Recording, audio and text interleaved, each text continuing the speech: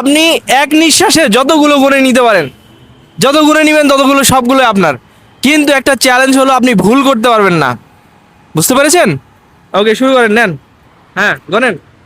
1 2 3 4 5 6 7 8 9 10 11 12 13 14 15 16 17 18 19। 19টা? হ্যাঁ, আচ্ছা 19টা নিয়েছেন তো, এবার ভালো করে গুনেন যে এখানে 19টা আছে কিনা। 1 2 3 4 5 6 7 8 9 10 11 12 13 14 15 16 17 18 19। কয়টা বেশি বলেছেন? তা বলতে পারবো না। একটু গুনেন, গুনেন, গুনেন। 1 2 3 4 5 6 7 8। 8টা। তার মানে আপনি 27টা নিয়েছেন আর বলেছেন হচ্ছে 19টা।